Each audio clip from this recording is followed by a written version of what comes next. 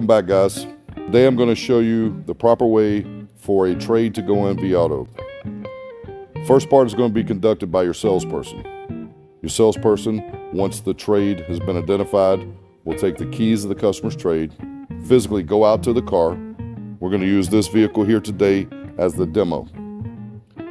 Salesperson is going to go to the car, and in the Vauto app, they're going to click VIN scanner. That's step one. The scanner code is going to come up, and then we're going to physically go to the car and we're going to scan the VIN plate. Now, the VIN plate could be located in several different places on these vehicles. So it may be on the dash that you can scan it. Most times that's not going to work. It could be on the door plate here, or it could be in the door jamb on the driver's side. But it's going to be in one of those places. You're simply going to take the barcode reader. You're going to hold it over the VIN.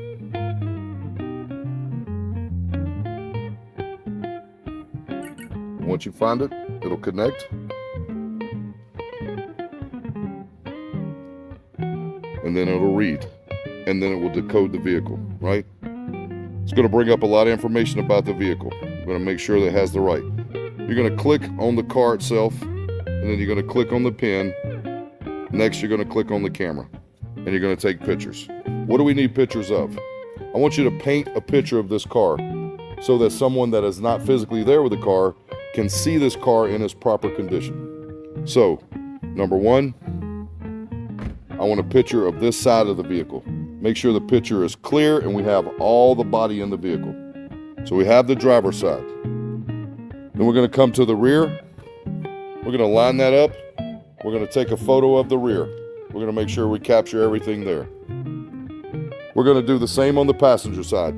You have to get to an angle where you can get a clear picture of the entire passenger side of the vehicle. Then we're going to come to the front. We want to make sure we get a clear picture of the front of the vehicle. Now, we're going to go to the interior. It's very important that we get clear pictures of the interior. So I will take a picture from the driver's position, scanning across the two front seats. Then I would raise this seat up because this is a coupe. And then I'll get a clear picture of the back seats. Then I'm going to get a picture of the power door buttons and the power window buttons. The power driver seat. Sit down in the car. Get a clear picture of the odometer. If you don't see the odometer, you may have to close the door or start the car and turn it back off. Get a picture of the odometer. Then I want a picture of the center console with all the features. Then you're going to scan with the OBD reader. You're going to plug the OBD reader in. You're going to have the car ignition on, car not on, car ignition on, car not on. And you're going to start the scan. Once the OBD scanner goes through its program, you're going to take pictures. If there's 0 codes found, you're going to take a picture. In the same app that we're talking about taking the car photos on, you're going to take pictures. If there's page 2, you're going to scroll to page 2, you're going to take a picture of page 2. If there's page 3 in the OBD scanner, you're going to take a picture of page 3, and so on and so forth. Now, that's been done. I want a photo up close of the rims, and if you can, the tires, so that we can see the condition of these tires. What is the quality? How's this car been kept? This car has a carbon fiber top. That's a special feature. I want a picture of that. It has carbon fiber mirrors. That's a special feature. I want a picture of that. Now, let's say there was a giant dent here. I want a special up-close picture of that. Let's say that the headlight is hanging out on the ground. I want an up-close picture of that. So I want you to take a picture of all the special features as well as all the defects every single time.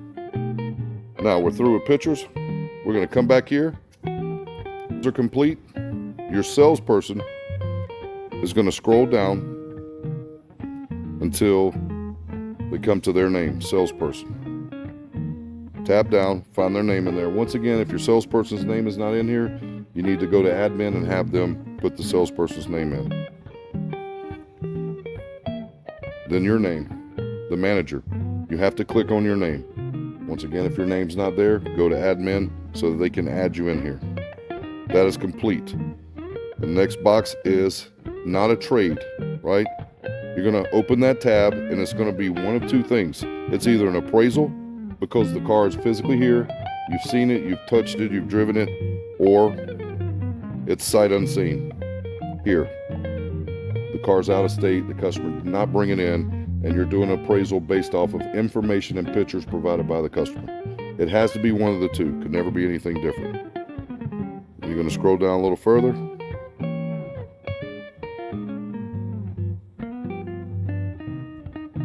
Customer info. At the very least, you have to have the customer's first and last name in here, telephone number, and an email address. You have to have that information so that we know who that car belongs to. Okay? And then comments. You want to come here to hit comments, touch the comment, tap on there, add comments. Drove the car, air condition did not work. Drove the car, transmission was shaky. Overall condition of the car is rough. Overall condition of the car is great. No defects known. Whatever your comments are going to be, you'd type them in there and you'd hit done. Okay? We go back to here. And this is where we'll start, where we're going to put the ACV, the actual cash value on the vehicle.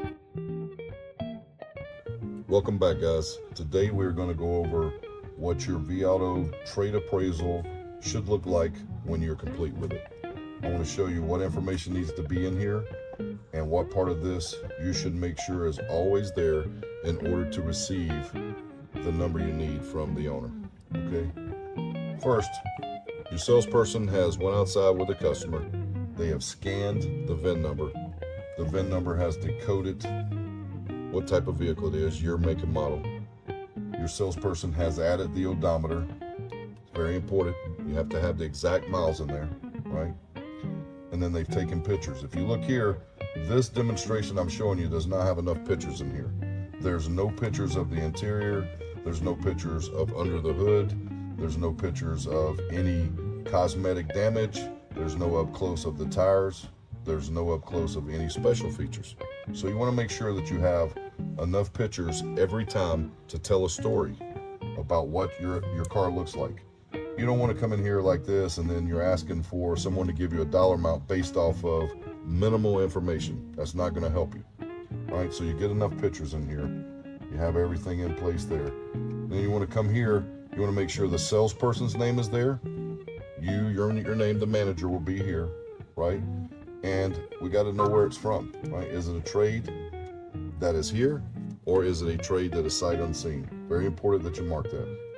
You also have to have the customer's information. The more information here, the better. But at the very least, you have to have the customer's first name, last name, a phone number, and an email address. That information has to be here every time.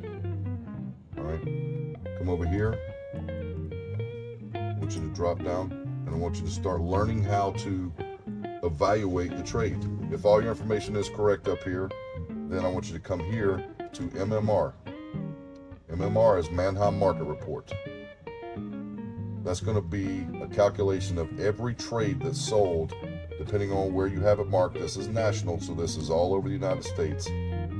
Every one of these CTS all-wheel drive V6 four-door sedan luxuries that's sold, right here, this button, transactions, is what you're going to click.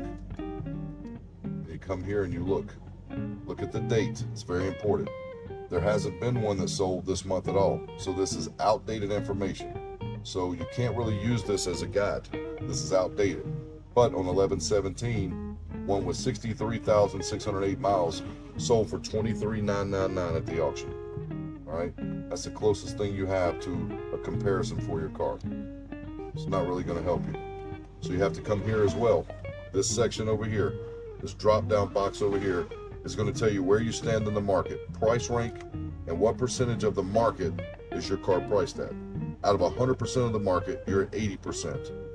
You're 4 of 52. That means you're the fourth lowest one out of 52 complete in our market. And B ranked, you're 1 of 52. This also will tell you the Carfax. You have to look at the Carfax. You have to look at the whole picture of the car. This car has one minor damage showing on it. Let's go down here and make sure that it's only one accident on this car. So it is. Accident here, only one. And where's this car from? This car originated out of Columbus, Georgia. Why is it important to know where your car came from? because that's going to help you determine what could be going on with your car. If this car is from New York, then we know there's obviously going to be rust issues. If it's California, there's going to be rust issues. If it's Texas, there could be flood issues with the car. So it's important you look at this so that you understand where your car originated from. All right? How many owners has your car had? All those things are very important. You have to look at the Carfax every time. Know what you're working with. And then obviously know what your customer needs for this trade. You should be involved with that. Let me tell you how that helps you. The customer comes in, they have a trade. The customer's mindset is they need $20,000 for their trade. The car is worth $30,000. Are we going to show them $30,000? No, we're going to show them $20,000. We made them happy, and we made a deal, and we got a trade in that we're going to be able to present and sell and be okay in. But let's say you didn't know that and you presented $30,000 and the customer's happy and they go out of here and you left $10,000 on the table. It's a bad move. So let's don't do that. Let's be involved and know what these people are trying to get out of these trades. That's all for now. I'm going to show you a few more things later on. I look forward to speaking with you again.